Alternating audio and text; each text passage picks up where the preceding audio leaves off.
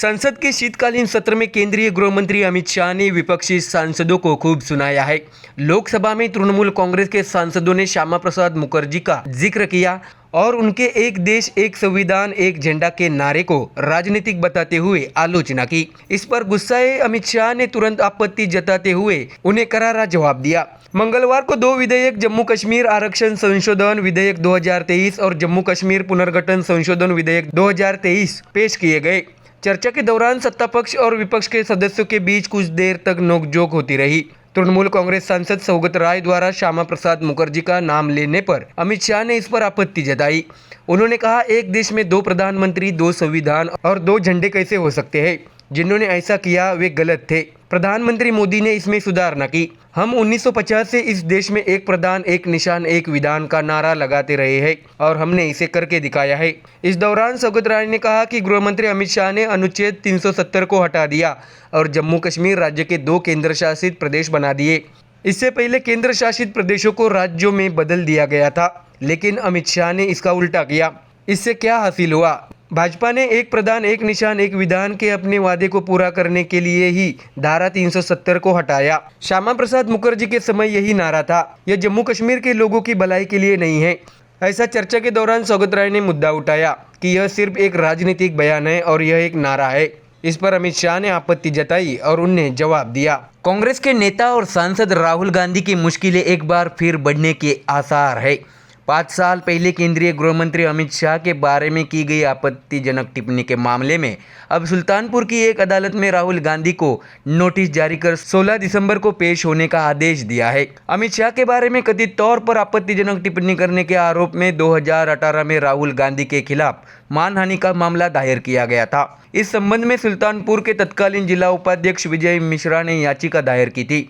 राहुल गांधी पर 8 मई 2018 को बेंगलुरु में आयोजित प्रेस कॉन्फ्रेंस में तत्कालीन बीजेपी अध्यक्ष अमित शाह के खिलाफ आपत्तिजनक टिप्पणी करने का आरोप है। याचिकाकर्ता विजय मिश्रा का दावा है कि राहुल गांधी ने शाह पर हत्या का आरोप लगाकर उन्हें बदनाम किया है। उन्होंने राहुल गांधी के खिलाफ याचिका दायर कर ट्रायल की मांग की थी।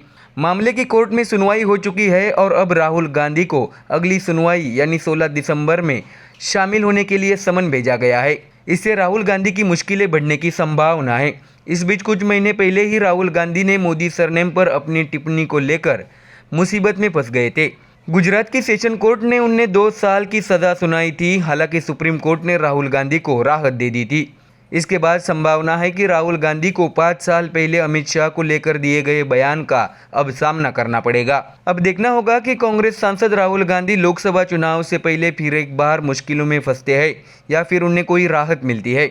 आपको बता दें कि हमेशा राहुल गांधी की हरकतों से और बयानबाजी से कांग्रेस पार्टी मुश्किलों में फंसती है और इसका सीधा नुकसान पार्टी को उठाना पड़ता है। हालांकि कांग्रेस के नेता अपने नेतृत्व के सामने बेबस नजर आते हैं। उन्हें सब कुछ पता होते हुए भी वे अपने मालिक के सामने कुछ भी बोल नहीं पाते, ताकि उन्हें भी अपने सियासी फायदे के लिए अपने नेता के बयानों पर पर्दा डालने के लिए सामने आना पड़ता है। कांग्रेस पार्टी को अब सोचना होगा कि इसी तरह से उनके नेता राजनीतिक बयानों से घिरते रहे तो वे 2024 के लोकसभा चुनाव में बीजेपी का सामना कैसे करेंगे। तो वही दूसरी ओर बीजेपी मोदी के नेतृत्व में अपनी जीत का तीसरी बार परचम लहराने के लिए जोरदार तैयारी करता नजर आ रहा है। अब देखना होगा कि आने वाले दिनों में राहुल गांधी के बयानों पर कोर्ट क्या फैसला लेता है। देश के 4 राज्यों के चुनाव में बीजेपी को स्पष्ट बहुमत मिल गया है। इसमें 3 राज्य मध्य प्रदेश, राजस्थान और छत्तीसगढ़ शामिल है। इन 3 राज्यों में जीत के बाद प्रधानमंत्री नरेंद्र मोदी ने दिल्ली स्थित बीजेपी मुख्यालय में लोगों को संबोधित किया है। इस बार मोदी ने कांग्रेस पर जोरदार हमला बोला है और बड़ा बयान देकर 2024 लोकसभा चुनाव का बिगुल भी फूंक दिया कि आज की जीत ने 2024 में हैट्रिक की गारंटी दे दी है। साथ ही उन्होंने ये भी कहा कि कांग्रेस को अब सुधर जाना चाहिए, नहीं तो जनता चुन चुन के कांग्रेस को साफ कर देगी। ऐसा मोदी ने कांग्रेस पर तीखे शब्दों में हमला बोला है। मोदी ने इस मौके पर यह भी कहा कि बीजेपी इस चुनाव में किए गए वादों को पूरा करने की गारंटी देती है। जो भी देश के विकास में बाधा बनेगा, जनता उसे हटा देगी। आज का परिणाम अहंकारी अगाड़ी के लिए एक सबक साबित हुआ है। हम सिर्फ चुनाव जीतने के लिए झूठे वादे नहीं करते हैं। मेरी तपस्या मतदाताओं की सेवा करना है। उन्होंने कांग्रेस पर हमला बोलते हुए कहा कि कांग्रेस को अब सुधरना होगा, नहीं तो लोग उन्हें चुन चुनकर साफ कर देंगे। ऐसा जबरदस्त पलटवार मोदी ने कांग्रेस पर किया है। उन्होंने आगे कहा कि आज के 3 राज्यों के परिणाम कांग्रेस और अहंकारी लोगों के लिए एक सबक साबित हुआ है। भारत कभी पीछे नहीं हटेगा। पीछे हटना मोदी को कभी पसंद नहीं है। मोदी जी ने आगे कहा कि मैंने कहा था कि कांग्रेस राजस्थान में दोबारा नहीं आएगी। मुझे राजस्थान के लोगों पर बहुत भरोसा है। प्रधानमंत्री मोदी ने कांग्रेस पर निशाना साधते हुए आगे कहा, भ्रष्टाचार के कारण इनका सफाया साफ हो गया है। उन्होंने ये भी कहा कि तेलंगाना में बीजेपी को हार का सामना करना पड़ा। इस पृष्ठभूमि पर बोलते हुए प्रधानमंत्री मोदी ने कहा, हम तेलंगाना के लोगों की सेवा करना जारी रखेंगे। ये नारे तेलंगाना तक पहुंचना चाहिए। मैं तेलंगाना के लोगों को विश्वास दिलाता हूं कि भाजपा आपकी सेवा में कोई कमी नहीं आने देगी। ऐसा कहते हुए नरेंद्र मोदी ने उन्हें आश्वासित कर दिया है। तो देखा अपने 3 राज्यों में भारी जीत से बीजेपी सहित मोदी काफी ज्यादा खुश और गदगद है। ऐसे में कांग्रेस को ये हार पचाना काफी कठिन होने वाला है, क्योंकि 2024 में तीसरी बार केंद्र में सरकार बनाने के लिए बीजेपी एक कदम आगे निकल चुकी है। Bureau report, MDR news. Congress अध्यक्ष मल्लिकार्जुन खड़गे ने कल 6 दिसंबर को दिल्ली में इंडिया अलायंस की बैठक बुलाई है, लेकिन इस बैठक से पहले ही इंडिया गठबंधन की एकता पर सवाल उठ रहे हैं। आपको बता दें कि देश के 5 राज्यों के विधानसभा चुनाव नतीजे में बीजेपी ने राजस्थान, मध्य प्रदेश और छत्तीसगढ़ में बड़ी जीत हासिल की है। इसी पृष्ठभूमि में यह बैठक हो रही है, लेकिन पश्चिम बंगाल की मुख्यमंत्री और तृणमूल कांग्रेस प्रमुख ममता बनर्जी इस बैठक में शामिल नहीं होगी। इसके साथ ही समाजवादी पार्टी के अध्यक्ष अखिलेश यादव ने भी कहा है कि वह इस बैठक में नहीं जाएंगे। आपको ये भी बता दें कि ममता बनर्जी और अखिलेश यादव के बाद अब यह बात सामने आई है कि बिहार के मुख्यमंत्री और यूनाइटेड जनता दल के नेता नीतीश कुमार इस बैठक में शामिल नहीं हो रहे हैं। लोकसभा चुनाव से पहले ही ऐसी तस्वीरें सामने आ गई है कि इंडिया गठबंधन एकजुट नहीं है। बैठक में 3 प्रमुख दलों के नेता और 2 मुख्यमंत्री शामिल नहीं हो रहे हैं। तो वही उधर महाराष्ट्र के पूर्व मुख्यमंत्री उद्धव ठाकरे कल बैठक के लिए दिल्ली पहुंचेंगे।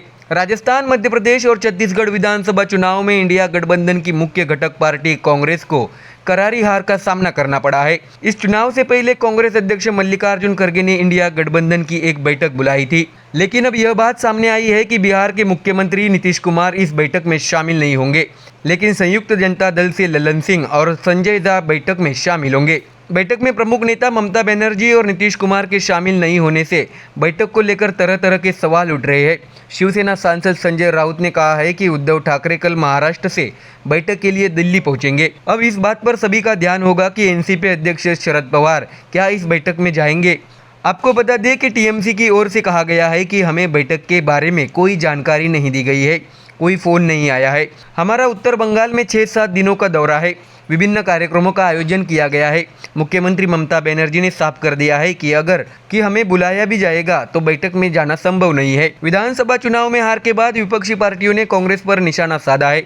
साथ ही इस बात की आलोचना की गई है कि चुनाव में नेतृत्व नहीं करने के कारण कांग्रेस को हार का सामना करना पड़ा है। समाजवादी पार्टी ने मध्य प्रदेश में अपने दम पर चुनाव लड़ा था। समाजवादी पार्टी ने 70 सीटों पर अपने उम्मीदवार उतारे थे, लेकिन कमलनाथ ने समाजवादी पार्टी के साथ गठबंधन करने से इनकार कर दिया था। इससे अखिलेश यादव ने नाराजगी जताई। अखिलेश यादव की पार्टी ने कांग्रेस को कई सीटों पर बड़ी पटखनी दी है।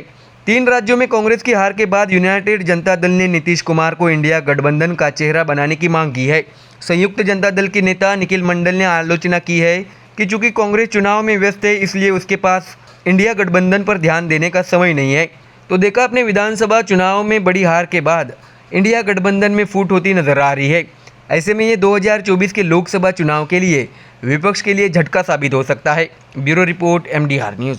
राजस्थान विधानसभा चुनाव में भले ही भारतीय जनता पार्टी ने भारी जीत हासिल की, लेकिन पूर्व मुख्यमंत्री वसुंधरा राजे अपने गृह जिले धौलपुर में अपना गढ़ नहीं बचा सकी। धौलपुर की 4 में से 3 सीटों पर कांग्रेस ने जीत हासिल की है, तो वही बसपा को 1 सीट मिली है। इसलिए बीजेपी की बड़ी जीत में अपने घरेलू मैदान पर वसुंधरा राजे की बड़ी हार चर्चा का विषय बन गई है। आपको बता दें कि वसुंधरा राजे की तरह कांग्रेस नेता और पूर्व मुख्यमंत्री अशोक गहलोत भी अपने गृह जिले जोधपुर में कांग्रेस को जीत नहीं दिला पाए हैं। यहाँ कांग्रेस को 10 में से सिर्फ 2 सीटें मिली है। राजनीतिक हल्के में चर्चा है कि धौलपुर में जब भाजपा ने टिकट बांटे तो वह सर्वसम्मति से नहीं दिए। बताया जा रहा है कि इससे बीजेपी को झटका लगा है। वही अशोक गहलोत के गृह जिले जोधपुर में सत्ता विरोधी लहर थी, इसलिए देखा जा रहा है कि यहाँ कांग्रेस का बाजार उठा हुआ है।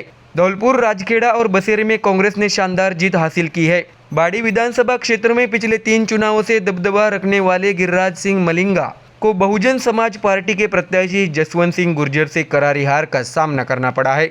राजनीतिक जानकारों की माने तो जिले की राजनीति का गणित उल्टी दिशा में चला गया है। बीजेपी ने वसुंधरा राजे के विरोधियों को टिकट दिए थे।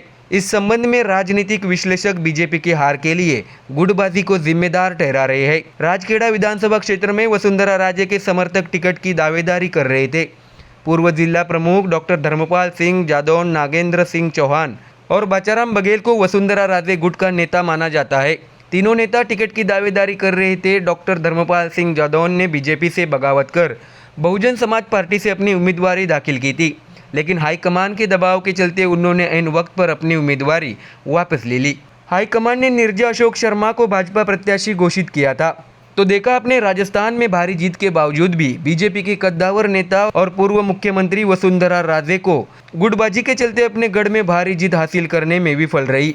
तो वही अशोक गहलोत ने कांग्रेस को अपने होम पेज पर नाकामयाबी के कारण पार्टी को हार का मुंह देखना पड़ा। Bureau report, MDR news.